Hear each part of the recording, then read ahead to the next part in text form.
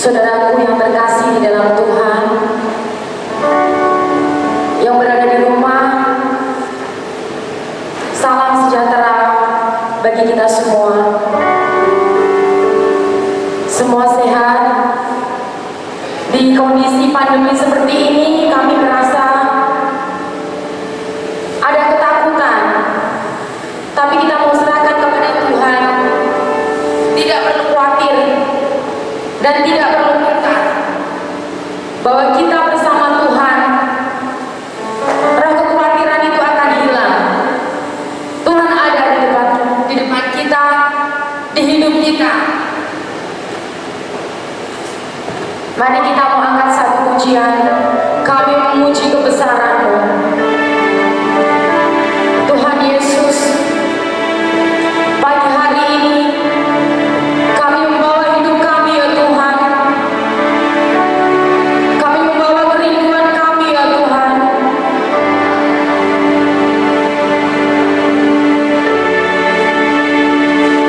Hidup kami milik-Mu, Tuhan.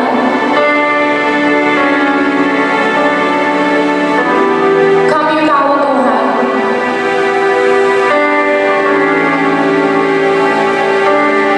tanpa Engkau kami tidak bisa apa-apa. Engkau segalanya bagi hidup kami, ya Tuhan. Tuhan Yesus, Engkau baik, Engkau sangat teramat baik, Engkau luar biasa di dalam kehidupan kami, Tuhan. Pimpin kami, Tuhan, di ibadah raya di hari ini. Kami percaya di dalam nama Tuhan Yesus. Haleluya, amin. Haleluya, kami memuji kebesaran-Mu.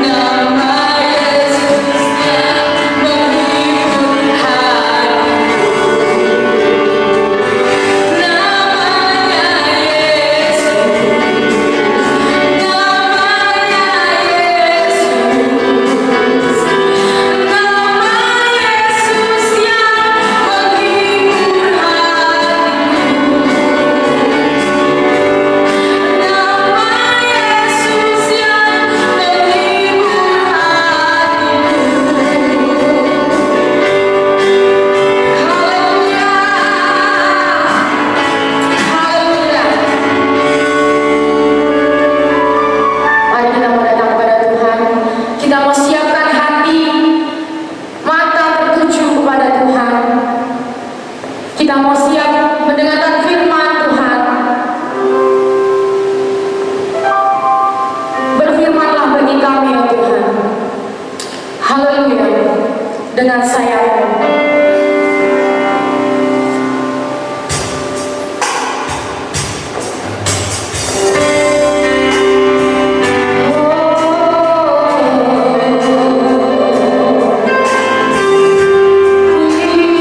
Terima kasih Tuhan.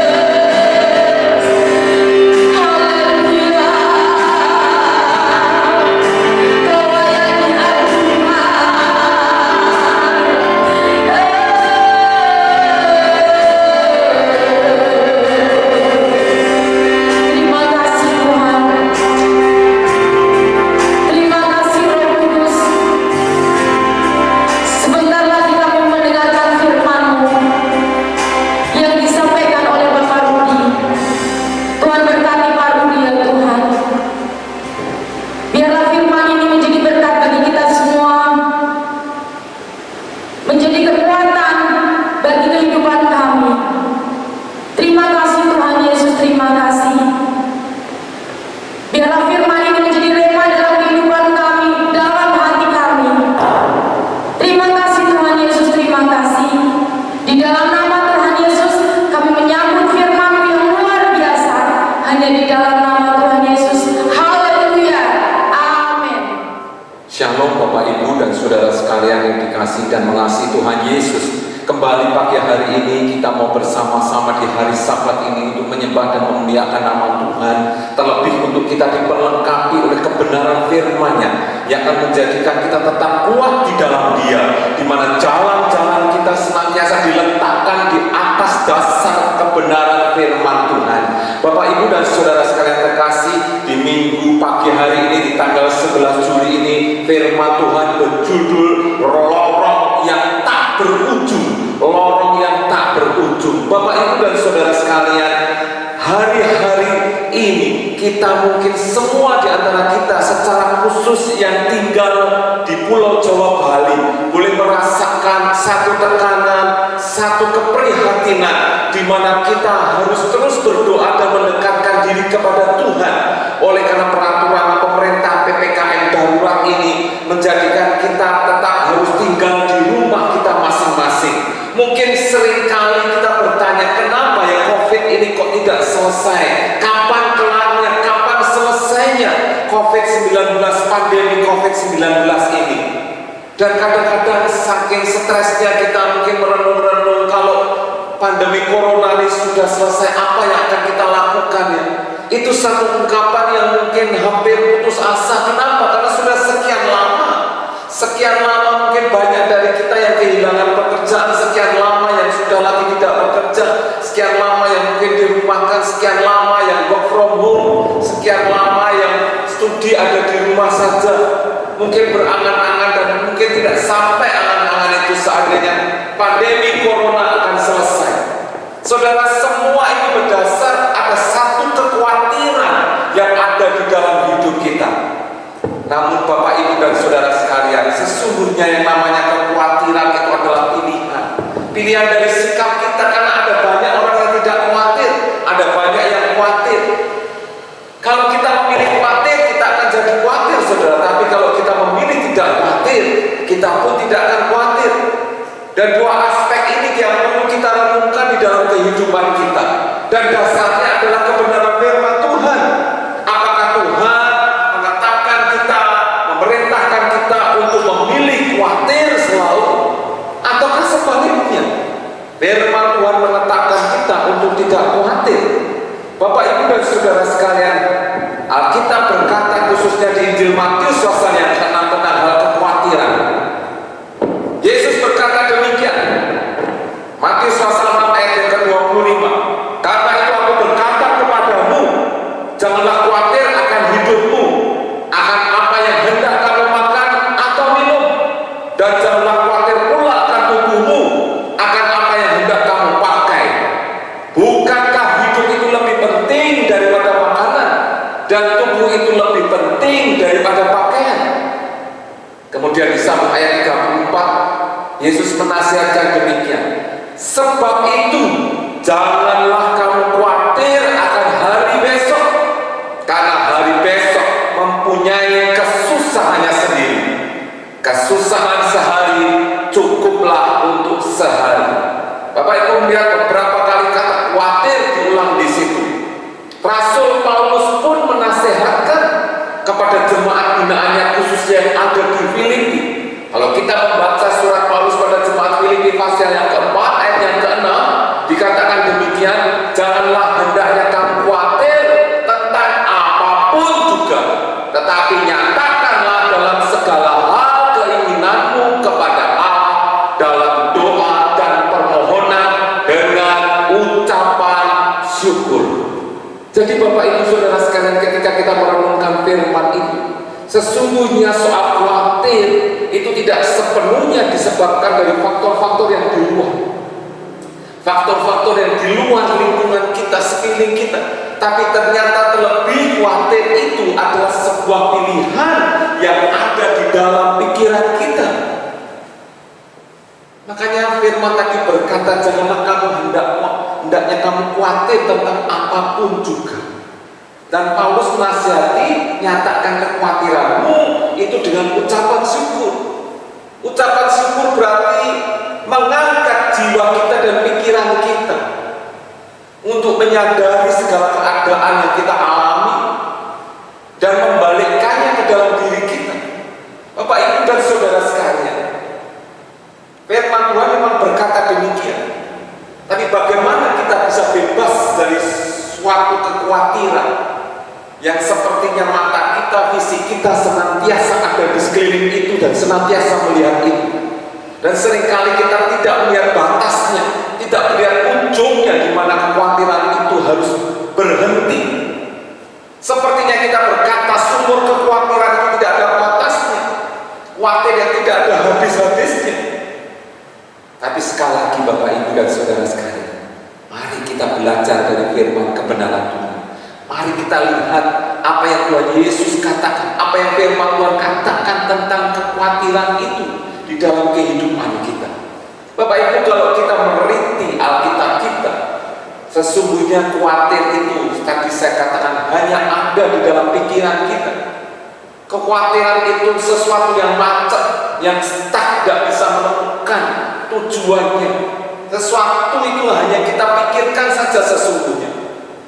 Dan sesuatu itu yang menyebabkan kita khawatir seringkali membuat jantung kita berdebar-debar. Sesuatu yang mungkin membebani pikiran kita. Dan kalau kita biarkan akan semakin meluas. Tidak hanya pikiran kita, tapi berefek kepada jasmani kita, berefek ke dalam hidup kita, dan berakibat fatal, saudara. Oleh karena itu, mari pagi hari ini kita bersama-sama berikan hidup kita, berikan diri kita.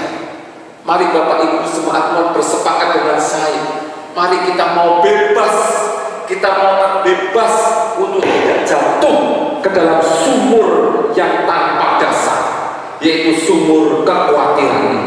Mari bersama saya komit untuk kita mau bebas, sehingga kita tidak terjatuh ke dalam sumur yang tanpa dasar. Mari kita perhatikan firman Tuhan pagi hari ini yang memberi kekuatan, penghiburan bagi setiap kita.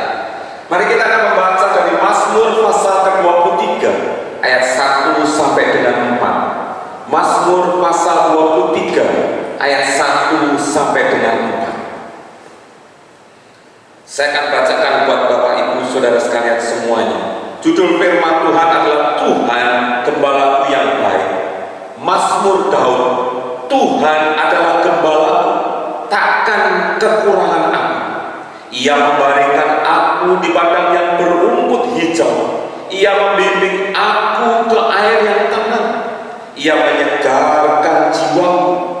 Ia menuntun aku di jalan yang benar oleh karena namanya. Sekalipun aku berjalan dalam lembah kekelaman, aku tidak takut bahaya, sebab Engkau besertaku. Gadamu dan tongkatmu itulah yang menghibur aku. Haleluya. Bapak, Ibu, dan saudara sekalian, inilah ungkapan Daud pada suatu situasi dan kondisi yang sama, yang menyesakkan, yang tidak bisa membuat Daud itu bergerak sepertinya, yang sangat terbatas, yang sangat sempit dari tekanan-tekanan orang-orang di sekelilingnya. Tetapi satu keputusan yang diambil Daud adalah ketika dia tidak lagi mendapatkan tempat pelatihan di antara sahabat-sahabatnya, dia berkata kepada dirinya, hai jiwaku, kamu masih mempunyai satu sahabat yang kekal, yang rasanya sepertinya engkau tinggalkan, yang rasanya seperti aku tinggalkan. Dan Daud menyadari itu. Yesuslah sahabat yang sejati, Allah lah sahabat yang sejati itu, yang seringkali kita tinggalkan. Kenapa? Karena kita lebih dahulu mengutamakan pikiran kita, mengutamakan akal budi kita, mengutamakan logika kita, mengutamakan kekuatan kita lebih dahulu, sehingga kita kelelahan, kita kewalahan, kita kecapean, ketika kita tidak mampu lagi, kita terpuruk lagi. Tapi ketika kita ingat Mazmur 23 ini, kala juga waktu itu Daud berserah kepada Tuhan, maka Tuhan campur tangan, Tuhan mengangkat Daud kembali, Tuhan merefresh Daud kembali, menjadikan Daud kembali kuat seperti hambanya yang dirindukan oleh Allah. Demikian juga Bapak Ibu dan Saudara sekalian, jemaat yang dikasihi Tuhan, mari ketika kita merasa tidak mampu berbuat apa-apa, mari kita semua ketika kita merasa bingung, kita membaca dan merenungkan Mazmur 23 ini, dan kita berkomitmen untuk mau terbebas dari sumur yang sangat dalam, yang tidak berujung, seperti lorong yang tidak berujung, yang pada satu waktu yang kita tidak tahu, siap untuk menelannya, siap untuk menjatuhkan kita di dalamnya. Kita mau terbebas dari itu. Firman Tuhan pedoman bagi setiap kita. Yang pertama, saudara, kalau kita sungguh-sungguh berkomitmen untuk terbebas dari ancang-ancang jatuh ke dalam sumur yang dalam atau lorong yang tidak berujung ini, maka kita harus sadari bahwa jiwa kita itu membutuhkan kenyamanan. Jiwa kita membutuhkan kenyamanan. Setiap manusia terdiri dari roh, jiwa, dan tubuh. Roh kita bersama dengan Tuhan diselamatkan, namun jiwa kita perlu kita perhatikan. Jiwa membutuhkan kenyamanan, saudara. Pertanyaannya, di mana kita bisa mendapatkan kenyamanan bagi jiwa kita? Ingat sekali lagi, judul Mazmur ini adalah Tuhan adalah gembalamu yang baik. Tuhan adalah gembalamu, takkan kekurangan aku. Jelas sekali ungkapan Daud di sini. Dia menyatakan bahwa seorang gembala yang sejati akan merawat domba-dombanya, dan domba-dombanya itu mendapatkan kenyamanan. Artinya apa? Artinya bisa bertumbuh dengan baik dan mampu mengatasi segala kekhawatiran. Domba adalah binatang yang lemah, yang pastinya setiap saat dia bisa khawatir karena dia tidak punya senjata apapun, dan musuh siap sedia untuk menerkam dia setiap waktu tanpa domba mampu mengelak atau menghindar. Domba adalah binatang yang sungguh-sungguh membutuhkan pertolongan. Dari siapa pertolongan itu? Dari gembalanya. Bapak, Ibu, dan Saudara sekalian, kita membutuhkan gembala yang sejati, yaitu Tuhan sendiri. Adakah kita mau selalu mencari Tuhan? Sebab hanya Dia yang sanggup memberi kenyamanan yang sejati bagi setiap kita, bagi setiap kekhawatiran kita. Dia adalah gembala yang mampu memberikan kita kenyamanan, keluar dari rasa ketakutan. Dan ini pasti, saudara, ini kebenaran yang pasti.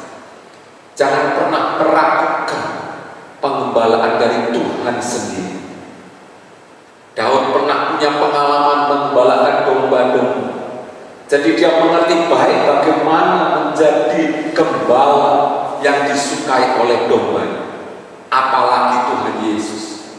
Ketika Daud menyatakan Yesus adalah gembalamu, pastinya Daud mengerti sungguh bahwa gembala yang aku yaitu Tuhan, yaitu Allah sendiri, jauh melebihi segala kemampuan, segala pengetahuan yang dia miliki, segala pengalaman yang dimiliki oleh Daud.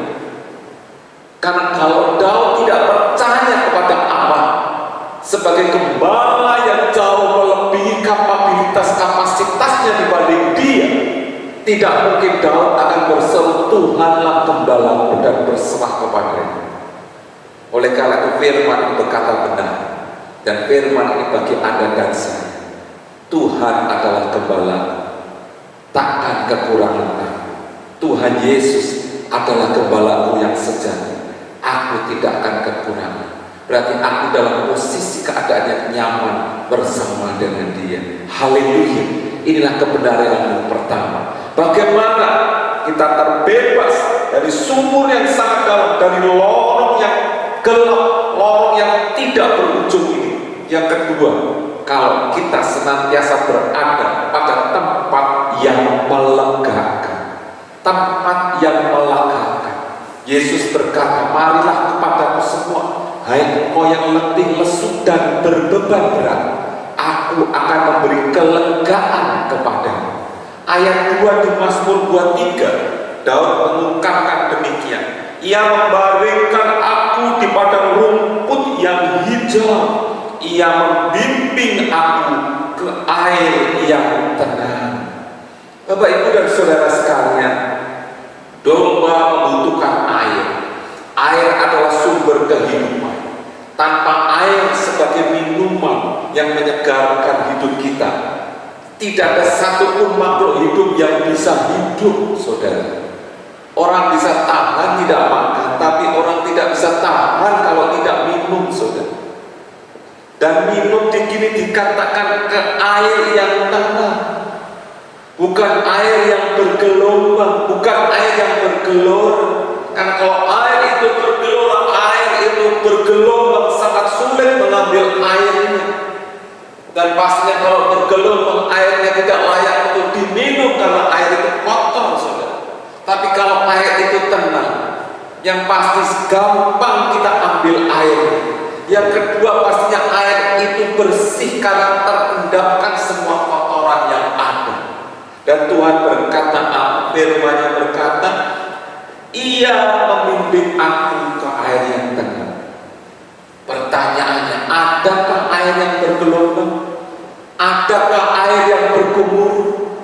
Adakah air yang mengalir dengan deras yang menghanyutkan segalanya? Ada, saudara. Oleh karena itu firman berkata, ia membimbing aku ke air yang tenang, bukan ke air yang bergelombang, bukan air yang menggembur, bukan air yang menenggelamkan, tetapi ke air yang tenang, sehingga kita bisa mengambil minum, memuaskan diri kita, sehingga memberikan kelegaan bagi setiap kita. Minumlah air yang kuberikan, maka kamu akan mendapatkan kehidupan yang kekal. Sebelum dia memberikan kita minum air, dia membaringkan kita kepada rumput yang berumput hijau. Artinya ada persediaan makanan. Kita disediakan makanan yang melegakan, yang memberi kekuatan bagi setiap kita.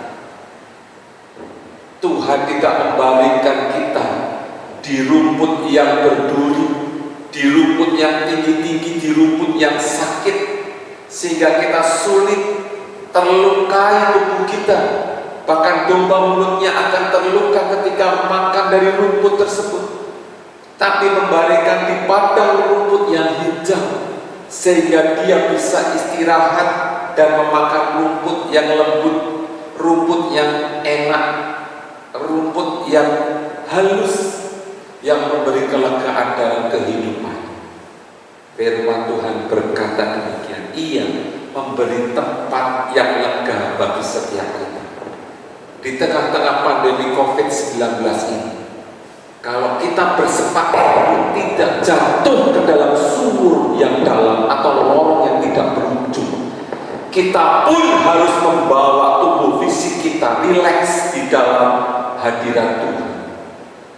Di mana padang rumput yang hijau bagi setiap kita, di mana kita bisa berpergian dengan bebas, di mana kita bisa mendapatkan ketenteraman, di mana kita bisa mendapatkan makanan dan minuman yang melegakan kita. Ambillah waktu untuk tenang di hadapan Tuhan dan merenungkan firman. Berelaksasilah, nikmati alam sekitar, mungkin hanya sekitar rumah kita, tapi kagumi ciptaan Tuhan, kagumi kebaikan Tuhan. Itu sudah memberikan relaksasi yang sangat berharga di dalam kehidupan kita. Bapak, Ibu, dan saudara sekalian, ketika kita bersepakat untuk tidak jatuh ke dalam sumur yang dalam atau lorong yang tidak berujung, yang ketiga adalah baharui pikiran kita. Baharui pikiran kita. Pikiran adalah medan pertempuran bagi setiap kita. Kekhawatiran muncul pertama-tama dari pikiran kita. Ketika kita sudah bersiap merelaksasi tubuh kita, sekarang jiwa kita, mind kita harus restore. Ayat 3a katakan demikian, ia menyegarkan jiwaku, he restore my soul. Dia merelaksasikan tubuh kita kembali, jiwa kita kembali, menyegarkan jiwa kita. Bagaimana Tuhan menyegarkan jiwa kita? Dengan firman kebenaran. Dan Paulus juga menasihatkan kepada jemaat di Filipi, caranya restore our soul, menyegarkan jiwa kita, memperbaharui pikiran kita adalah demikian. Filipi 4 ayat yang ke-8 katakan, jadi akhirnya saudara-saudara, semua yang benar, semua yang mulia, semua yang adil, semua yang suci, semua yang manis, semua yang sedap didengar, semua yang disebut kebajikan, dan semua yang patut dipuji, pikirkanlah semuanya itu. Paulus menasihatkan, memperbarui pikiran adalah memikirkan hal yang indah. Semua hal yang baik yang Tuhan pernah ciptakan dari awalnya sebelum dirusak oleh iblis, benar, adil, manis, sedap didengar, itu hanya yang sejati bersumber dari Allah sendiri, bukan dari yang lain-lain, bukan dari dunia, bukan dari manusia. Pertama-tama bersumber dari kebenaran firman Tuhan dan berbuahkan dalam kehidupan kita, di dalam sikap kita yang mencerminkan kita melakukan kebenaran firman Tuhan. Dan yang terakhir, yang keempat Bapak Ibu, ketika kita bersepakat untuk terbebas dari jatuh ke dalam sumur yang dalam yang tak berujung, adalah berikan diri kita untuk dituntun oleh Tuhan. Berikan diri kita untuk dituntun oleh Tuhan. Daud berkata demikian, ia menuntun aku di jalan yang benar oleh karena namanya. Sekalipun aku berjalan dalam lembah kekelaman, aku tidak takut bahaya, sebab Engkau besertaku, gadamu dan tongkatmu itulah yang menghibur aku. Dia memberikan dirinya untuk dituntun, karena dia sadar ketika berjalan di dalam setiap keadaan, kadangkala ada kegelapan, mata tidak bisa menangkap dengan jelas karena kelemahan-kelemahan fisik, dan Daud menyadari kelemahan fisik sebagai manusia ini. Maka dia serahkan tubuhnya, tuntun aku Tuhan. Tuntun berarti dipegang oleh tangan Tuhan. Tuhan yang menuntun Daud, sehingga pastinya Daud percaya ketika Tuhan yang menuntun, yang dijalani adalah jalan yang datar, jalan yang datar, jalan yang tidak bergelombang, jalan yang lurus, jalan yang menuju kepada keselamatan. Oleh karena itu Bapak Ibu dan Saudara sekalian, di masa-masa seperti ini, ingatlah selalu bahwa Tuhan kita rindu untuk selalu menuntun kita. Roh Kudus senantiasa ingin memegang tangan kita supaya kita tetap berjalan bersama dengan Dia, merasakan kuasanya, merasakan dekapannya, merasakan hadiratnya yang penuh dengan kasih dan perhatian. Hanya Dia yang sanggup Bapak Ibu. Kita tidak bisa mengharapkan manusia di saat-saat seperti ini. Kita hanya bisa berharap kepada Sang Gembala Agung kita saja, karena Dia yang sanggup menjaga, sanggup melindungi, sanggup menutupi, sanggup melingkupi kita, karena Dia sudah menyerahkan nyawanya bagi Anda dan saya. Makanya Dia adalah Gembala yang sungguh sangat bertanggung jawab atas jiwa kita. Kita baru saja merenungkan bagaimana respon Daud kepada Sang Gembala Agung yang berkata, sungguh aku tidak akan kekurangan, aku akan baik-baik saja, bahkan akan lebih baik daripada semua orang. Karena dia menjumpai banyak orang bergantung kepada manusia, tapi dia memilih bergantung kepada Allah, sehingga dia berjalan dalam kenyamanan dan kelegaan, dan kekhawatiran tidak lagi menutupi jalan hidupnya. Mari Bapak Ibu Saudara sekalian, kita kenakan pikiran Kristus supaya kekhawatiran tidak lagi mengambil tempat di dalam hidup kita, tidak mengambil kesempatan untuk meletakkan kita di pinggir sumur, dan sewaktu-waktu kita bisa terjerumus ke dalam sumur yang dalam dan tanpa dasar, atau lorong yang sangat gelap dan tidak berujung itu. Oleh karena itu, mari pagi hari ini kita bersepakat, kita berkata, kita sadari, yang pertama, jiwa kita butuh kenyamanan. Yang kedua, kita butuh tempat yang melegakan. Ketiga, mari kita baharui pikiran kita. Dan yang keempat, berikan diri kita untuk senantiasa dituntun oleh Tuhan sendiri. Mazmur 23 itu jaminan bagi setiap kita untuk terbebas dari segala tekanan-tekanan dunia ini yang akan menghimpit kita. Amin. Mari Bapak Ibu kita berdoa. Tuhan Allah Bapa kami yang kami sembah di dalam nama Tuhan Yesus, pagi hari ini kami datang kepadamu. Kami membawa hidup dan diri kami. Kami menyadari bahwa kami terbatas, kami lemah Tuhan. Tapi kami punya Tuhan yang besar, Tuhan yang perkasa, Tuhan semesta alam yang mengatur segala alam ini. Sehingga kami sesungguhnya tidak layak untuk khawatir, untuk takut, untuk gentar menghadapi apapun yang terjadi di dunia ini. Ketika kami berserah dalam tangan-Mu, ketika kami membawa diri kami sepenuhnya ke dalam tangan-Mu, Engkau pasti akan merangkul kami, Engkau melindungi kami, Engkau memimpin kami, Engkau menuntun kami Tuhan. Terima kasih Tuhan buat firman pagi hari ini. Jamah setiap kami Roh Kudus, beri kelegaan bagi setiap kami.